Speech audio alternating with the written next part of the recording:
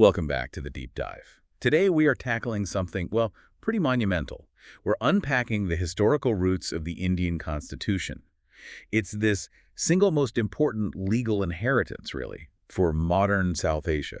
When we talk about the Constitution, the one adopted January 26, 1950, it's easy to jump straight to the drafting committee, Ambedkar, the Constituent Assembly discussions. Right, and you miss something fundamental if you do that. Exactly. You miss the fact that this Constitution wasn't just invented out of thin air. It was really the culmination, the final product of almost 190 years of continuous legal and administrative development under the British. And that's our mission today, isn't it? To look beyond just a list of acts.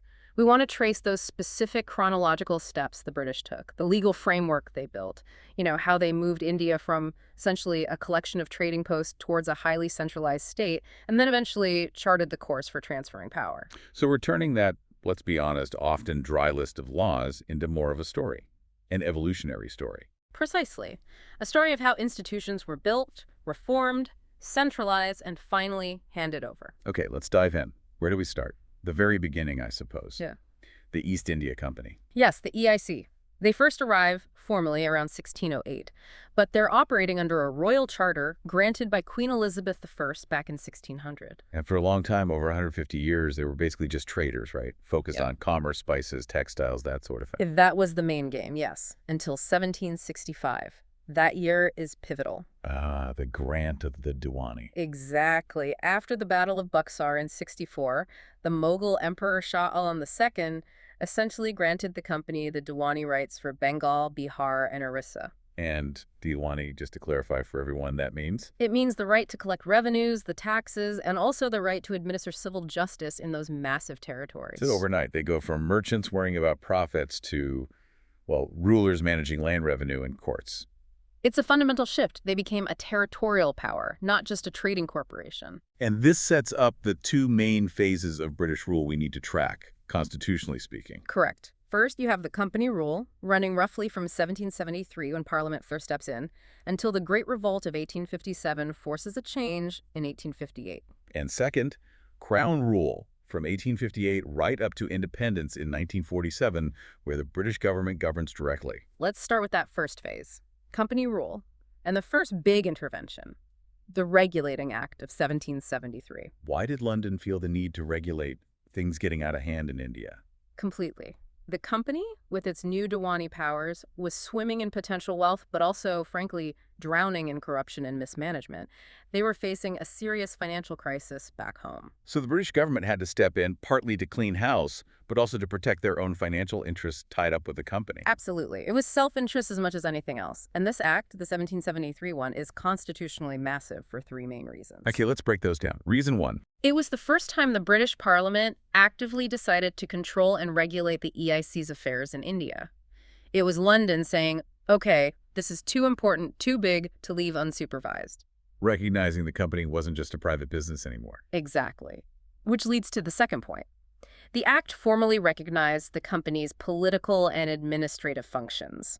The mask sort of came off. They weren't just merchants trading silks, they were governing territories. And the third reason, which you mentioned, connects to modern India. Centralization. It laid the foundations for central administration. Before 1773, the three main presidencies, Bengal, Bombay, Madras, they acted pretty independently. It was chaotic. So how did the act fix that? It created a new, more powerful post. The governor of Bengal was elevated to Governor General of Bengal. And Lord Warren Hastings was the first one. That's right. And crucially, he was given an executive council of 4 members to assist him. But the real centralizing punch was making the governors of Bombay and Madras subordinate to the Governor General of Bengal, especially on matters of war and foreign relations. So Bengal becomes the senior presidency, the center of power. Yes.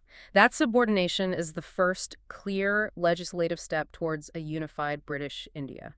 It starts the process that shapes, the center-state dynamic we still see today. The act also set up a judiciary, didn't it? It did. It provided for the establishment of a Supreme Court at Calcutta, which started functioning in 1774. It had a Chief Justice and 3 other judges. But I imagine putting a new Supreme Court right next to this powerful new Governor General caused some problems. Oh, immediately.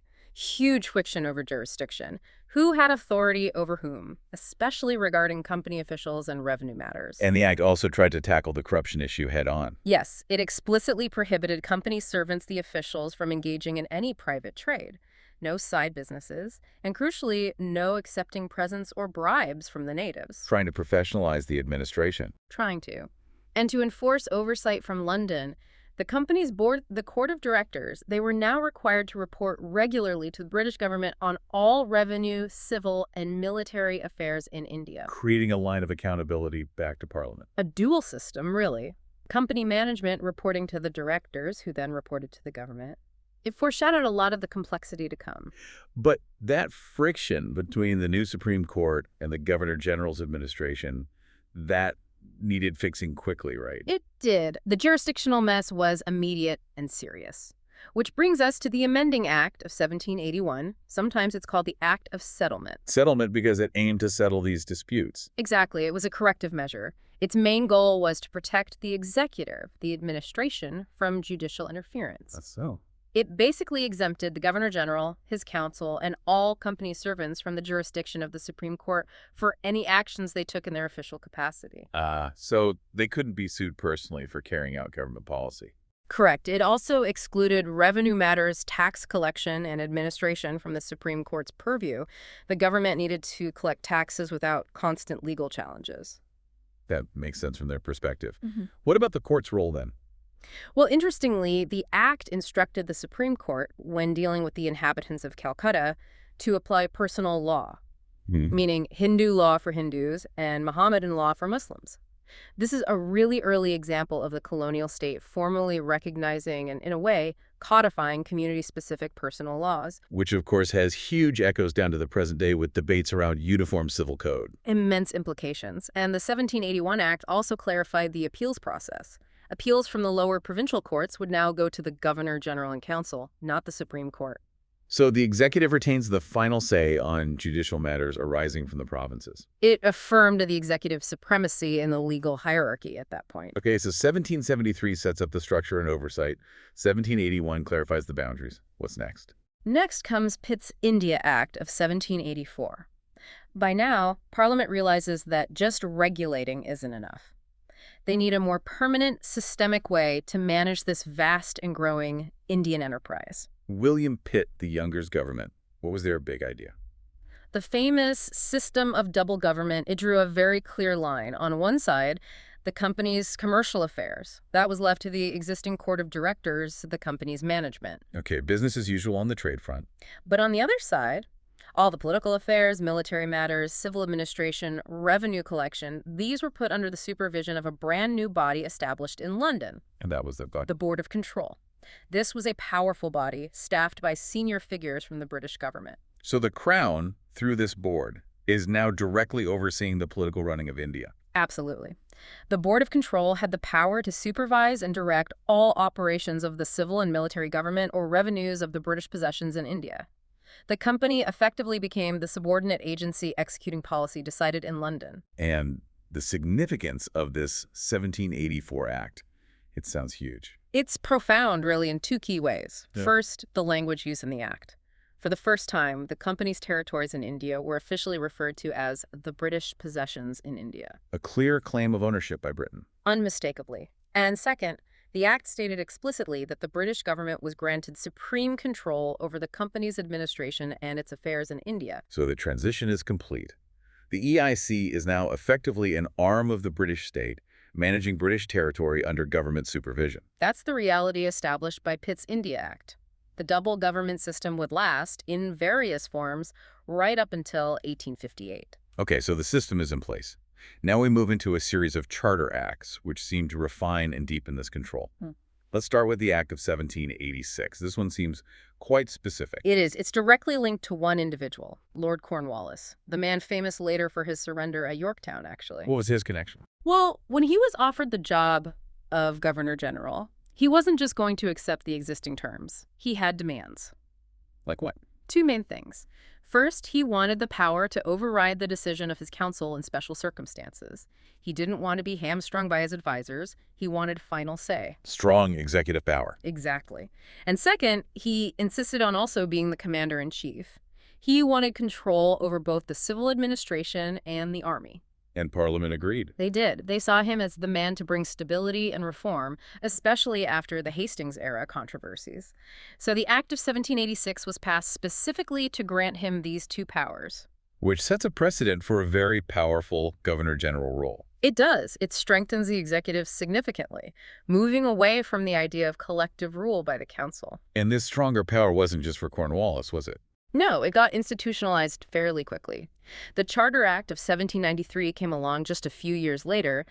That act extended the overriding power, the power to ignore the council's advice to all future governor-generals, and also to the governors of the presidencies, Bombay and Madras. So executive dominance becomes the norm across British India. Pretty much, yes. The 1793 Act also extended the company's trade monopoly for another 20 years.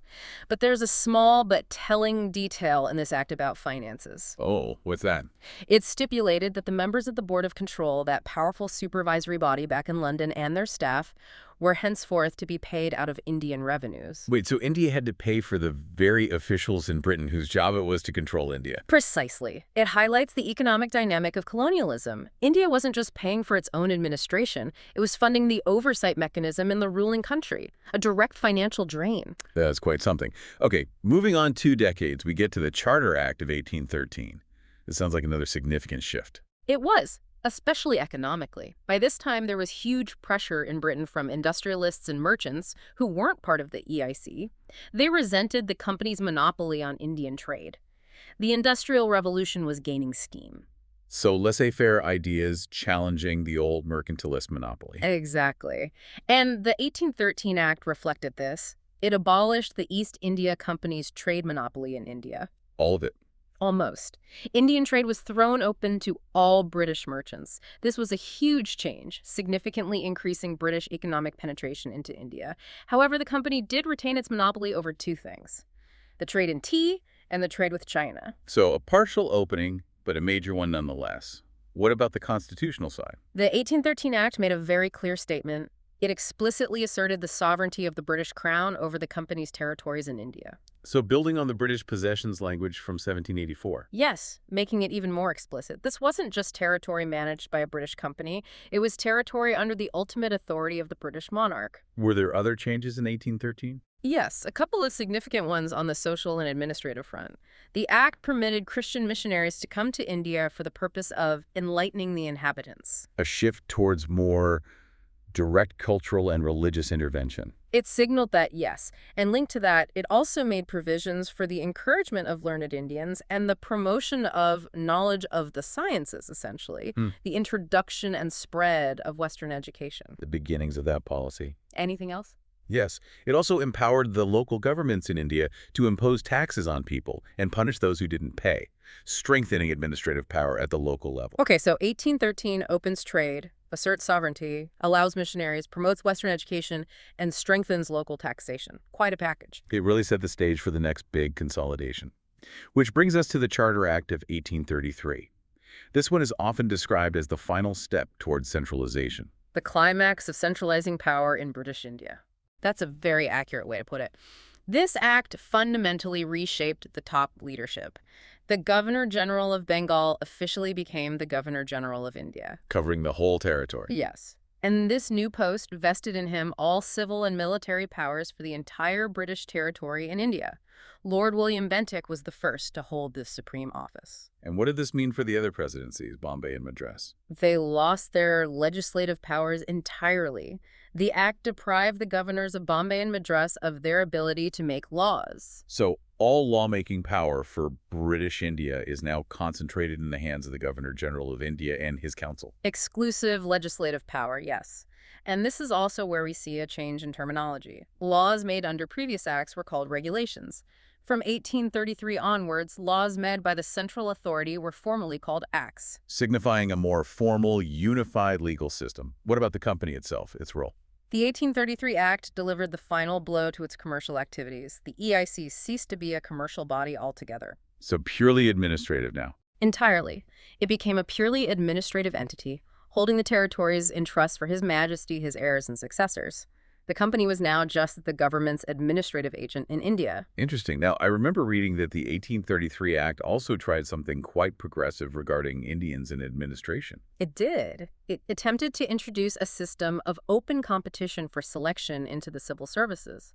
And crucially, it included a clause stating that Indians should not be debarred from holding any place, office, or employment under the company simply because of their religion, place of birth, descent, or color. That sounds quite liberal for 1833. Did it happen? No, it was a noble sentiment on paper, but it faced fierce opposition from the company's court of directors. They weren't ready for that level of power sharing or Indian inclusion. So the provision was effectively nullified. It was negated in practice. It shows the gap between legislative intention in London and the realities or prejudices, perhaps, on the ground and within the company establishment. Right. So, despite that attempt, the administration remained firmly British-controlled at the top. This leads us to the last of the Charter Acts, the Charter Act of 1853. This one seems really important for the legislative structure we see later. Absolutely. It's a major landmark. Its most significant contribution was that for the first time, it separated the legislative functions of the Governor-General's Council from its executive functions. How to do that? It provided for the addition of 6 new members called legislative councillors to the council. This created a separate body known as the Indian Central Legislative Council. And this wasn't just adding members, it changed how laws were made. Completely. This new legislative council functioned like a mini parliament. It adopted many of the same procedures as the British Parliament: back home debates, discussions, committee work. Legislation became, for the first time, treated as a specialized function of government, requiring a distinct process. The beginnings of a proper legislature. What about the civil service issue that failed in 1833? The 1853 Act finally made it happen. It introduced an open competition system for selection and recruitment into the covenanted civil service. And this time it stuck. Open to Indians, too. Yes. The door was now officially open to Indians, although obviously the exams were held in London, in English, based on a classical curriculum, so the practical barriers were still immense. But the principle of open competition based on merit was established. The Macaulay Committee was appointed in 1854 to frame the detailed regulations. Okay.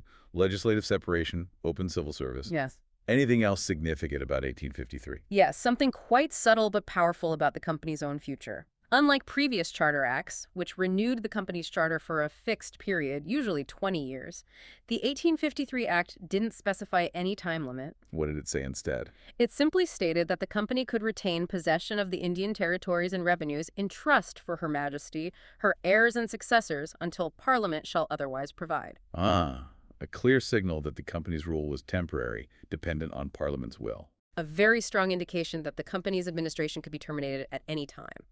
The ground was being prepared for a potential takeover by the Crown. And one more thing about the new Legislative Council. Did it involve any Indian representation? It introduced the very first, albeit limited, element of local representation. Of the 6 new legislative members added, 4 were appointed by the provincial governments of Madras, Bombay, Bengal, and Agra. So bringing some regional perspective into the central lawmaking process. Exactly. It was a recognition, however small, that laws for India should have some input from the different regions, a tiny seed of representative principle. So 1853 sets up a proto-parliament, opens the civil service, hints at the end of company rule, and introduces local representation. But then just a few years later, 1857, the revolt, or the Sepoy Mutiny, or the First War of Independence, depending on your perspective. That cataclysmic event changed everything. and led directly to the end of company rule. Absolutely. The British government decided the company could no longer be trusted to manage India. This led immediately to the Government of India Act of 1858. The Great Transfer. What did it do legally? It was sweeping. First, it abolished the East India Company entirely. Done. Finished. And all its powers. Transferred directly to the British Crown. Yeah. All territories, revenues, administrative powers, Yeah. everything the company held was now vested in Her Majesty Queen Victoria. India officially became a direct colony of the British Empire. And the title of the top official changed too, didn't it? Yes. The Governor-General of India was now designated the Viceroy of India. Viceroy literally means in place of the King-Queen. He was the direct personal representative of the crown. Who was the first viceroy? Lord Canning, he was the governor-general during the revolt and oversaw the transition, becoming the first viceroy. What about that double government system, the Board of Control and Court of Directors? Abolished. Gone. Right. Replaced by a much more direct line of command. How did that work? A new position was created in the British cabinet, the Secretary of State for India. This minister was responsible to the British Parliament and was given complete authority and control over the Indian administration. So India was now governed by a cabinet minister in London. Directly. To assist him, a 15-member advisory body, the Council of India, was established in London. But ultimate authority rested with the Secretary of State. So a major overhaul of the control structure in London. But did the 1858 Act actually change much about how India was governed on the ground? That's a critical point. Many historians argue that the 1858 Act was more about improving the machinery of supervision in England rather than fundamentally altering the system of government in India. So the centralized structure, the viceroy's powers, the administration that stayed largely the same, just with the new boss in London? Pretty much. The steel frame of administration built under the company was largely retained, just rebranded under the crown. But the 1857 revolt must have sent a message that ruling India without any Indian involvement was dangerous. A very clear message. The sheer scale of the uprising showed the risks of governing in isolation. This led to a policy shift, a cautious move towards associating Indians with the administration. Which brings us to the Indian Councils Act of 1861. Exactly. This act marks the beginning of what the British called the policy of association. They realized they needed to bring some Indians, particularly the elite and influential figures, into the legislative process, even if only in an advisory role. How did the 1861 Act do this? It provided for the viceroy to nominate some Indians as non-official members to his expanded legislative council. It was the start, however tentative, of representative institutions. Who were some of the first Indians nominated under this? In 1862, Lord Canning nominated 3 prominent figures: the Raja of Benares, the Maharaja of Patiala, and Sir Dinka Rao. These were loyal, influential aristocrats seen as representing important interests. But their role was limited. They couldn't actually block laws. Oh no, their role was purely advisory. The official majority was maintained. But it was symbolically important the first time Indians were formally included in the lawmaking body. Okay, so association is one key aspect of 1861. What was the other big change? You mentioned a reversal? Yes, a hugely significant reversal of the trend we saw culminating in 1833. The 1861 Act initiated the process of decentralization. How? It restored the legislative powers to the presidencies of Bombay and Madras. Remember, they'd lost these powers in 1833. Now, they could make laws for their own provinces again, albeit with the viceroy's assent. So power starting to flow back outwards from the center. Exactly. This policy of legislative devolution, started in 1861, continued gradually over the next few decades, and is the direct ancestor of provincial autonomy, which became a major feature of the 1935 Act and ultimately Indian federalism. Fascinating. So 1861 starts both Indian association and decentralization. Anything else in that act? Yes, it also gave statutory recognition to the portfolio system for the Viceroy's Executive Council. Portfolio system? Mm. Like modern cabinet ministers. Essentially, yes. Lord Canning had introduced it informally in 1859. It meant that each member of the Executive Council was placed in charge of one or more specific government departments: finance, home, military, etc. And they could make decisions for their department. Yes, they were authorized to issue final orders on behalf of the council on matters concerning their specific portfolio. This made the executive much more efficient than having the entire council debate every single issue. It's the origin of cabinet government in India. And one more thing, emergency powers. Right. The act empowered the viceroy to issue ordinances during an emergency without needing the legislative council's approval. These ordinances had the force of law for 6 months. A power that certainly sounds familiar in the modern Indian context. Indeed, it's a direct legacy. Okay, so 1861 is quite packed. Association, decentralization, portfolio system, ordinances. What happens next in this evolution? We move forward about 30 years to the Indian Councils Act of 1892. This act continued the gradual process, increasing Indian participation slightly, but focusing more on expanding the functions of the councils. How did it increase participation? It increased the number of additional non-official members in both the Central Legislative Council and the provincial councils. However, and this is crucial, it still maintained the official majority in the Central Council. The British kept firm control at the top. So more non-officials, but still outnumbered by the British officials. What about the expanded functions? That sounds like the more significant change. It was. The 1892 Act gave the legislative councils two important new powers. First, the power to discuss the annual budget. Discuss it, but not vote on it or change it. Correct. They couldn't vote on the budget itself, but they could debate it, scrutinize it, raise concerns. It was the first step towards financial accountability.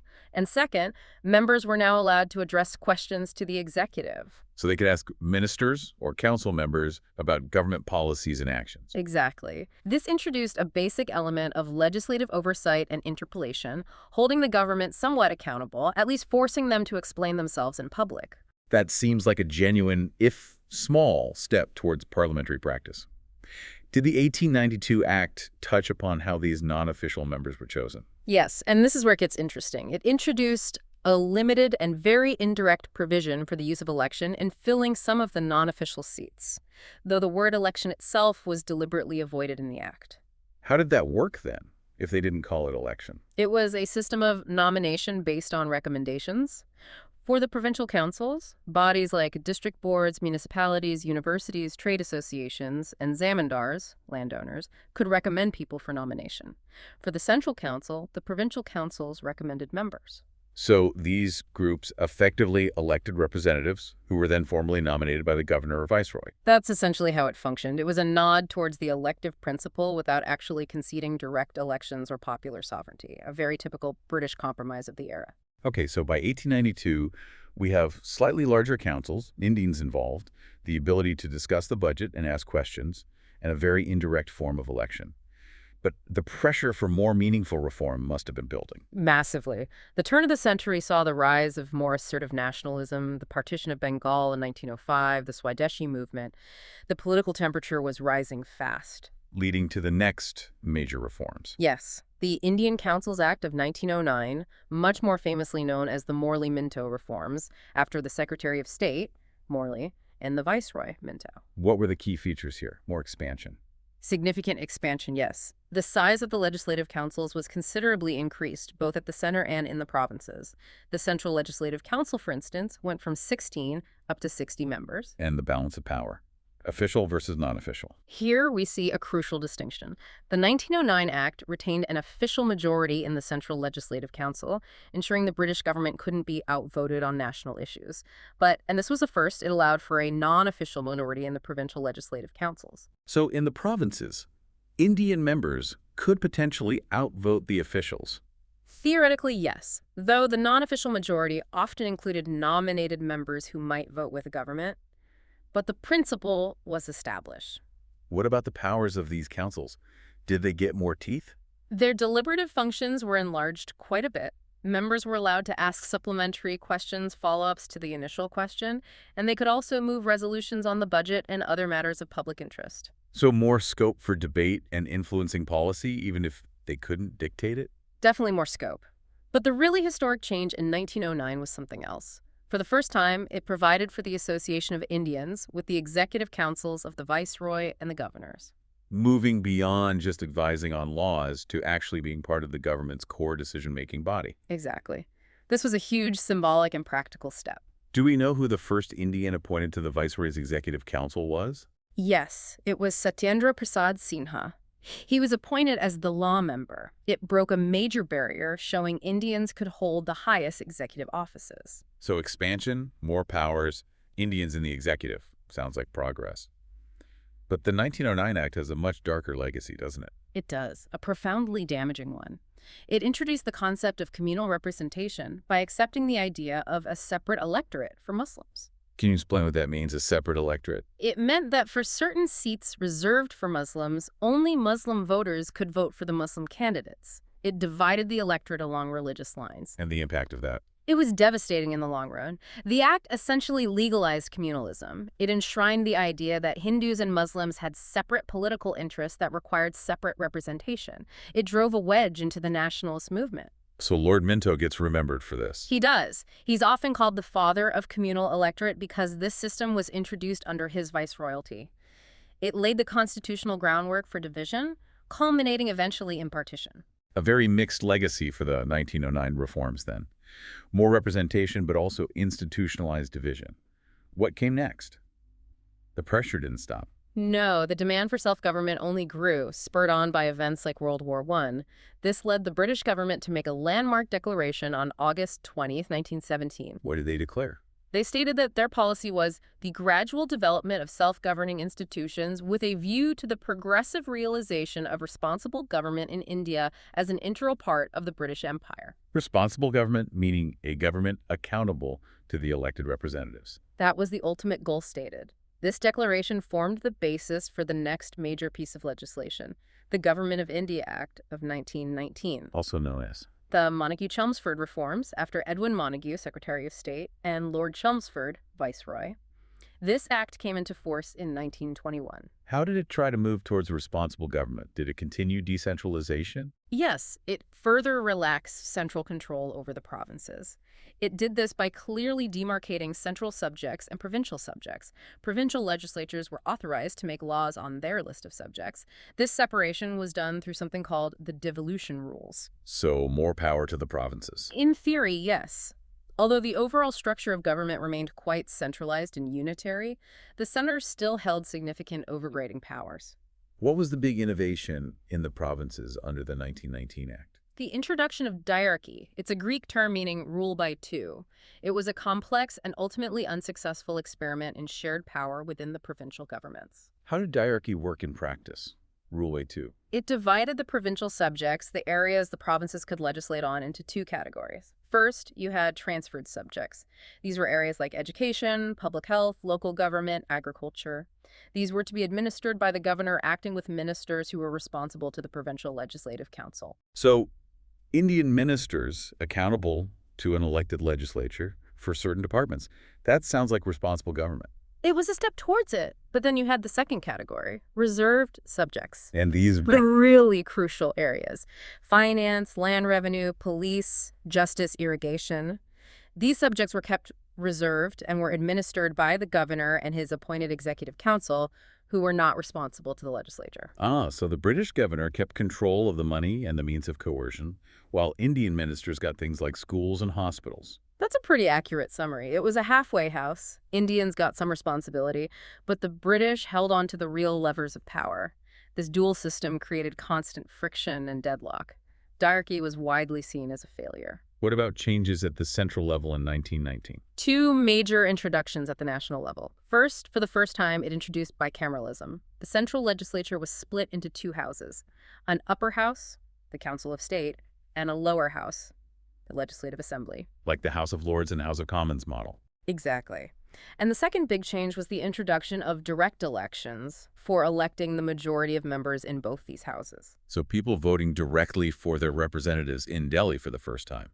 Yes, although the franchise who was eligible to vote was still very restricted based on property, tax payment, or education, but the principle of direct election was established at the national level. Did the act do anything about the communal electorates? Unfortunately, yes, it extended them. Separate electorates, which started with Muslims in 1909, were now also granted to Sikhs, Indian Christians, Anglo-Indians, and Europeans. Deepening the communal divisions even further. Significantly, it fragmented the electorate more and more along communal lines. Were there other institutional changes in 1919? A few important ones.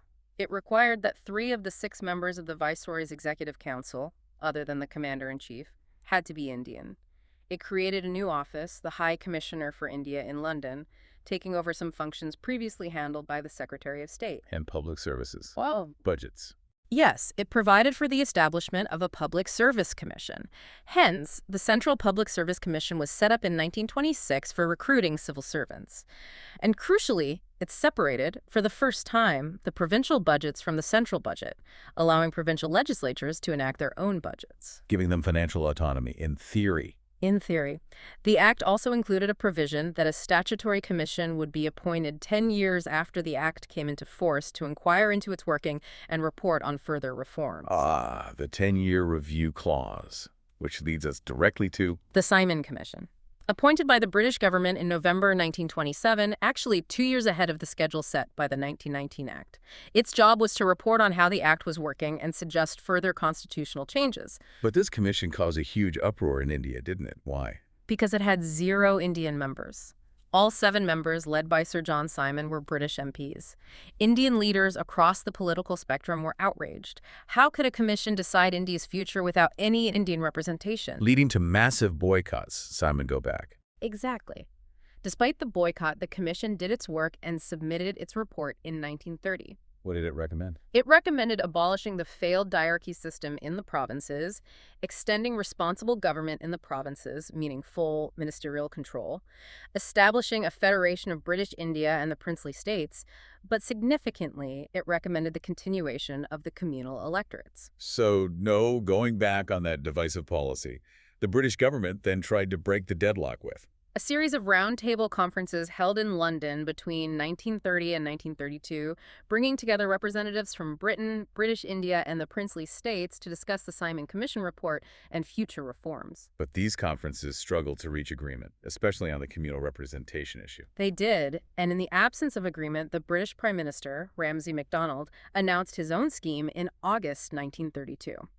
This became known as the Communal Award. What did the Communal Award propose? It didn't just retain separate electorates for Muslims, Sikhs, Christians, etc. It controversially extended them to the depressed classes, now known as scheduled castes. Treating the depressed classes as a separate political entity from the rest of the Hindu community. That was the implication, and Mahatma Gandhi saw it as a disaster. He believed it would permanently divide Hindu society. He was imprisoned at the time in Yeravda jail in Pune. And he reacted very strongly. He undertook a fast unto death in protest against this specific provision of the award concerning the depressed classes. Putting immense pressure on everyone, how was it resolved? It led to intense negotiations between Congress leaders and Dr. B.R. Ambedkar, the main leader representing the depressed classes. The result was the Pune Pact, signed in September 1932.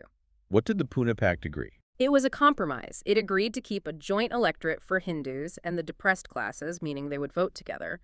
But in return, it significantly increased the number of seats reserved for the depressed classes within that joint electorate, far more than the communal award had initially offered under separate electorates. So representation was ensured through reserved seats within the broader Hindu electorate, rather than by separating them entirely. Exactly.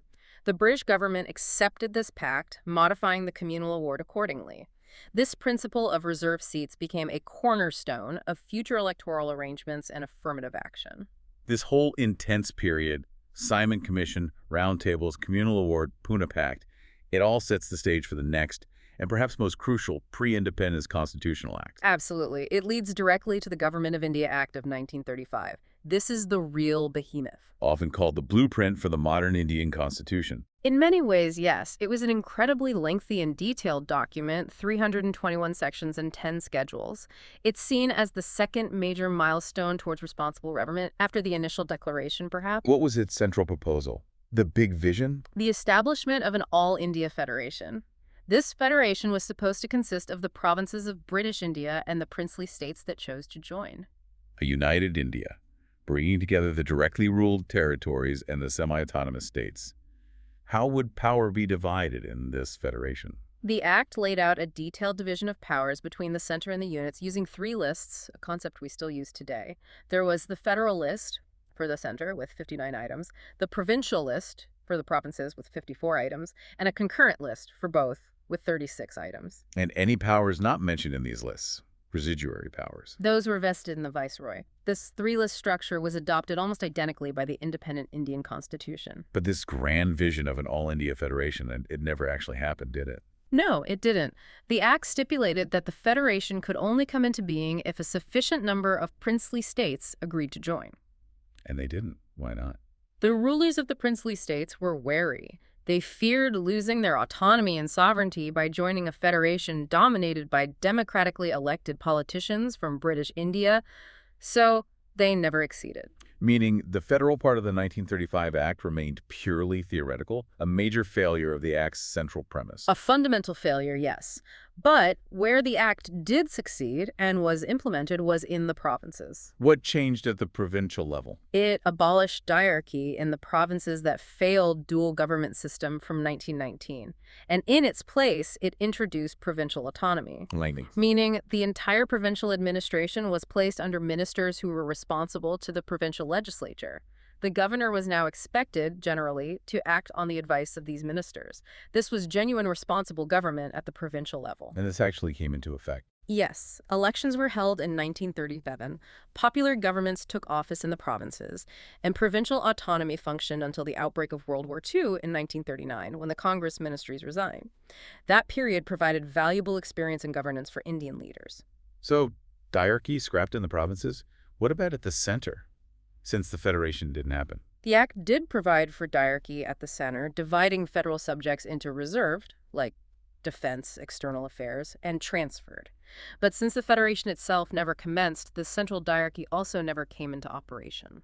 Okay, what about voting rights and representation under the 1935 Act? The franchise was extended significantly compared to 1919. About 10–14% of the total population got the right to vote, still limited, but at a much broader base. And representation for specific groups. Yes, following the Pune Pact, it provided for reserved seats for the depressed classes, scheduled castes. It also continued separate electorates for Muslims and others, and provided special representation for women and labor workers. The act also introduced bicameralism in more provinces. It did. 6 out of the 11 provinces were given 2 legislative houses, a legislative council, upper house, and a legislative assembly, lower house.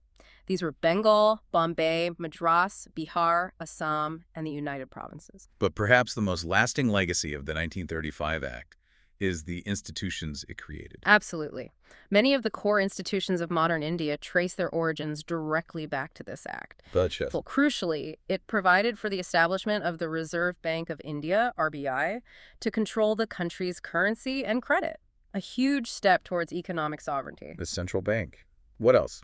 It provided for a federal public service commission and also provincial public service commissions and joint PSCs for multiple provinces, essential for a modern bureaucracy. And the judiciary. It established a federal court, which was set up in 1937. This court was the predecessor to the Supreme Court of India. Any other major bodies. It also provided for a federal railway authority and an auditor general of India. You can see the blueprint for a modern state's administrative machinery being laid down. Were there any geographical changes under the 1935 Act? Yes, Burma, which had been administered as part of British India, was formally separated, and 2 new provinces were created. Orissa, from Bihar and Orissa Province, and Sindh, separated from Bombay Presidency. And that Council of India in London that advised the Secretary of State. That was abolished by the 1935 Act. The Secretary of State was instead given a team of advisors. So the 1935 Act provided this incredibly detailed framework, much of which India would later adopt. But the core federal part failed, and the backdrop was still one of growing demand for full independence, not just dominion status or provincial autonomy. Precisely. World War II intervened, the Quit India movement happened, and by the end of the war, independence was inevitable. The question was how and in what form. Which brings us to the final act in this long legal drama, the Indian Independence Act of 1947. The culmination. Events moved very quickly after the war. The Labour government in Britain, under Clement Attlee, was committed to granting independence. In February 1947, Attlee announced that British rule would end by June 1948 at the latest. But the situation on the ground, particularly the Muslim League's demand for Pakistan and the ensuing communal violence, forced the timeline. It did. Lord Mountbatten was sent as the last viceroy with a mandate to transfer power quickly. He concluded that partition was unavoidable. His plan, announced on June 3, 1947, proposed dividing British India into 2 successor states. The Mountbatten Plan. And this was accepted, albeit reluctantly, by Congress and the Muslim League. Yes. This led directly to the British Parliament passing the Indian Independence Act in July 1947. What were the key provisions of this final act? First and foremost, it declared India independent and sovereign from August 15, 1947. It ended British rule completely. And it provided for partition. Yes, it provided for the creation of 2 independent dominions, India and Pakistan. Both were given the right to secede from the British Commonwealth if they wished. What happened to the office of Viceroy? Abolished. Instead, each dominion was to have a governor-general appointed by the British king, but crucially, on the advice of the cabinet of that dominion. This meant the British government had no say and no responsibility for the affairs of India or Pakistan from August 15th onwards. So the Governor-General became a constitutional head state acting on local advice.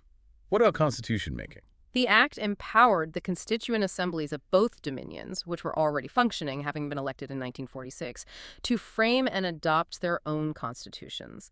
And significantly, it gave them the power to repeal any act of the British Parliament applicable to them, including the Independence Act itself, full legislative sovereignty. How were the countries to be governed in the interim, before their new constitutions were ready? They were to be governed in accordance with the Government of India Act of 1935 until their respective constituent assemblies framed their own constitutions. However, the dominions were authorized to modify the 1935 Act as needed during this transitional period. Which really underlines the enduring utility of that 1935 framework. What about the princely states? There were hundreds of them. This was a huge issue. The Act declared the lapse of British paramountcy over the Indian states. All treaties and agreements between the British Crown and the rulers of the princely states expired on August 15, 1947. Meaning they became legally independent. Theoretically, yes. They were given the choice to accede to either India or Pakistan, or to remain independent. This set the stage for the massive challenge of integration, largely managed by Sardar Patel for India. Were there symbolic changes too? Yes, the Act discontinued the use of the title Emperor of India by the British monarch. And the actual transfer happened when? At the strike of midnight on August 14th to 15th, 1947, British rule ended and power was transferred to the two new dominions. Lord Mountbatten stayed on briefly as the first Governor-General of the Dominion of India. And Jawaharlal Nehru was sworn in as the first Prime Minister. The Constituent Assembly also became the first Parliament of Dominion India. That's right. And the first cabinet of independent India, formed in 1947, reflected this new reality of parliamentary responsibility. Key figures took charge of crucial portfolios. Can you remind us of some of those key initial ministers? Of course. Nehru himself was prime minister, also handling external affairs and Commonwealth relations and scientific research. Sardar Vallabhbhai Patel took home information and broadcasting, and critically, the States Department tasked with integrating the princely states. Who handled law? Dr. B.R. Ambedkar, who would chair the drafting committee of the Constitution. Dr. Rajendra Prasad, who would later become president, handled food and agriculture. Maulana Abul Kalam Azad took education, John Mathai railways and transport, Sardar Baldev Singh defense, R.K. Shanmugam Shetty finance, and so on. A cabinet drawn from across the spectrum responsible to the assembly. A stark contrast to the Viceroy's Executive Council under British rule. Completely. This was a sovereign government, accountable to the people's representatives, finally culminating that 174-year journey we've traced. So we've come full circle, from the EIC's trading charter in 1600, through the regulating acts, the charter acts, the transfer to the crown, the gradual introduction of representation and decentralization, the divisions created by communal electorates, the detailed framework of 1935, and finally, independence and partition in 1947. It's quite a story, and the key takeaway really is that the Indian Constitution wasn't created in a vacuum. It inherited, adapted, and democratized a vast and complex legal and administrative structure built over nearly 2 centuries. Things like the parliamentary system, the strong central government, the division of powers into lists, the independent judiciary, the all-India civil services. These didn't just appear in 1950. They have deep roots in this colonial legal history. Absolutely. Even seemingly minor steps we discussed, like the separation of legislative and executive functions in 1853, or the portfolio system from 1861, or provincial autonomy from 1935, these were all essential building blocks for the democratic republic India became. Understanding this long legal evolution is, I think, crucial for understanding the strengths and maybe even some of the inherited tensions within India's political structure today. That strong central bias, for example, is a direct legacy of the centralization drive we saw peak in 1833 and get embedded in 1935. Which leaves us perhaps with a final thought for you, our listeners, to mull over. The British spent decades, particularly from 1909 onwards, crafting increasingly complex constitutional structures, supposedly aimed at a gradual, responsible transfer of power, culminating in that very comprehensive 1935 Act. It seemed like a planned transition, in a way. Yet it ended in the rushed, chaotic, and tragic partition of 1947. So the question to ponder is, What was the most profound failure during that final phase of Crown rule, say from 1858 to 1947?